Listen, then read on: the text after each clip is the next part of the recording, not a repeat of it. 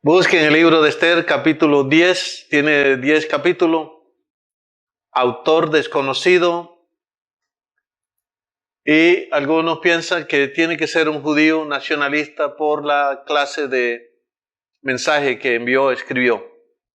El tema es la protección de los judíos para librarlos de la muerte. Y la fecha es el año 465 a.C. Como aplicación para ese libro es la protección. Las personas que aman protegen a otros creyentes. Porque el sentido de protección es un aspecto del amor de Dios. Por eso se conocen las personas que aman a otros creyentes, porque tienen sentido de protección para con ellos. Dividí el libro en 3 puntos principales. Punto número 1, Esther reemplaza a Vasti. Capítulo 1, verso 1 hasta el 2:18. Letra A, la rebeldía de Vasti. Capítulo 1, verso 1 al 22. La lección para aprender en ese párrafo es que Dios usa a la mujer para su obra. La clase de ministerio que haga es un asunto de Dios. Dios determina en qué aspecto ministerial usa la mujer. Y letra B, la coronación de Esther, capítulo 2, verso 1 al 18. También Dios resalta o exalta a la mujer en la obra. Cuando Dios quiere que una mujer sobresalga, Él la dota de todo lo necesario para que esta mujer tenga un impacto social. Punto número 2. Mardoqueo vence a Amán. Capítulo 2, verso 19 hasta el 7:10. Letra A, la lealtad de Mardoqueo.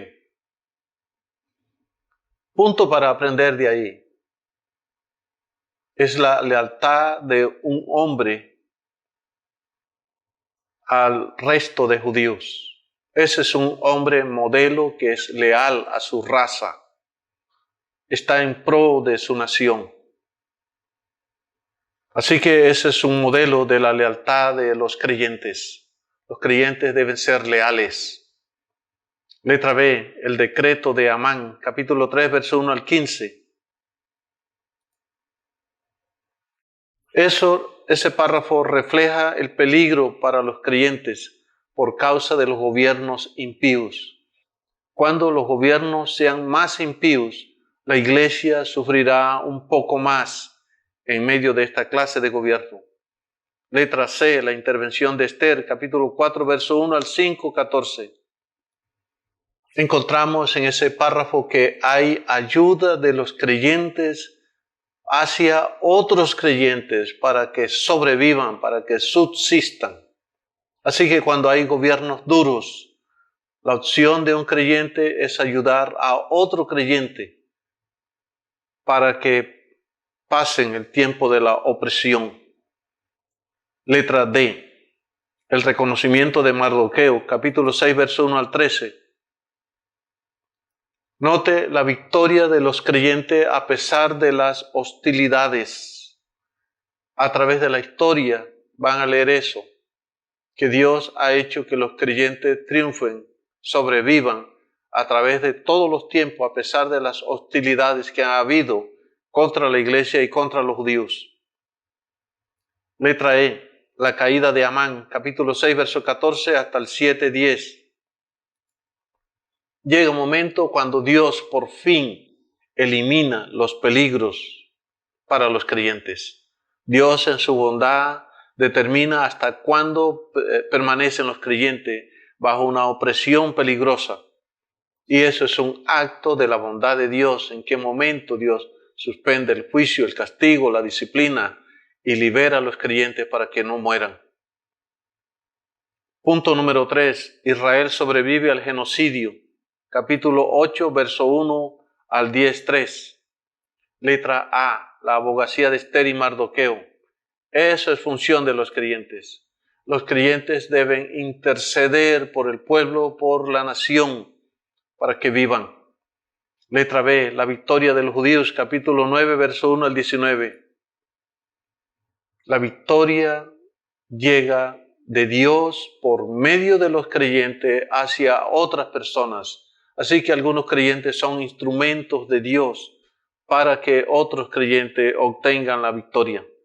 Letra C, el inicio del Purim, capítulo 9, verso 20 al 23.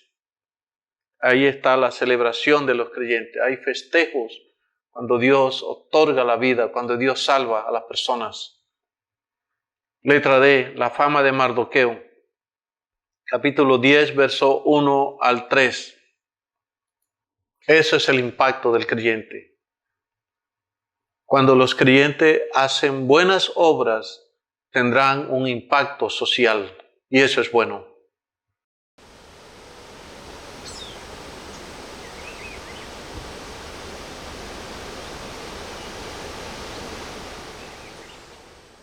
A partir de ahora, vamos a iniciar los libros poéticos. Comenzamos con el libro de Job. Tiene 42 capítulos. Tradicionalmente hemos aceptado que el autor es Job, pero algunos autores dicen que no es Job, así que el autor para ellos es alguna persona desconocida. Pero nosotros tradicionalmente hemos aceptado que el autor de Job es Job. Y cuando se lee el Nuevo Testamento, se ve a Job como una experiencia, como una persona real que existió en la historia. El tema del libro es la sabiduría en el sufrimiento. Ese es el tema del libro de Job. A manera de aplicación, cuando hay sabiduría en el tiempo del sufrimiento, cuando hay sabiduría en el tiempo del sufrimiento, esa sabiduría, mientras se sufre, es lo que evita que la persona caiga en amargura y otras tendencias malas, incluida el suicidio. La sabiduría mientras sufrimos es para que la persona no vaya a caer en pensamientos negativos, malos, absolutamente malos, hasta pensar en el suicidio. La fecha se calcula en el año 2000 antes de Cristo por aproximación. Dividí el libro en dos puntos principales. Punto número 1, el sufrimiento del justo. Capítulo 1, verso 1 hasta el 42, 6. Letra A, la identificación del justo. Capítulo 1, verso 1 al 5. ¿Qué es la lección objetiva y moral de esa porción? Que Dios selecciona en cada dispensación y en cada época las personas que van a sufrir. Es decir, Dios escoge unos modelos en cada época para exhibirlo como personas sufridas. Job le correspondió en su época. En estos tiempos habrá otras personas que son modelos en el sufrimiento, saben cómo conducirse en medio de tanto dolor en esta vida. Letra B, la pérdida de las posesiones del justo. Capítulo 1, verso 6 hasta el 22. Ahí encuentran las maneras que Dios selecciona, las pérdidas que Dios hace sufrir a unas personas. Dios las escoge. ¿Qué vamos a perder? No lo sabemos, pero Dios determina las cosas que hemos de perder. Letra C, la cosmovisión del sufrimiento. Capítulo 2, verso 1 hasta el 42, 6. Ese párrafo enseña la amplitud de los sufridos. Es decir, un propósito por el cual las personas sufren es para que sean personas más amplias. ¿Por qué sufrimos? ¿Por qué Dios permite el sufrimiento y el dolor? Para que usted sea una persona más amplia. Y después de pasar por el periodo de sufrimiento, es que la persona resulta ampliada o madura. Así que ese es el privilegio de sufrir. Resultamos maduros, resultamos amplios. Y punto número 2, la bendición del justo, capítulo 42, versos 7 al 17. Letra A, la relación con los amigos. Después de sufrir, hay buenas relaciones, hay una amplitud social. Las personas que han sufrido son disponibles a tener mejor y mayor cobertura social o mayor relación social. Y letra B, en relación con su familia, capítulo 42, versos 10 al 17. Hay una prosperidad familiar reflejada en la buena salud, las riquezas económicas y el progreso espiritual. Esos son aspectos de la bendición de Dios.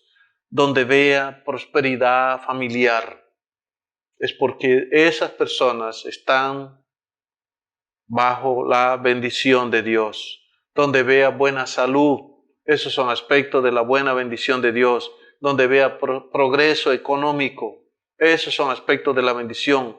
Y donde vea progreso espiritual, vidas piadosas, esos son aspectos de la bendición de Dios.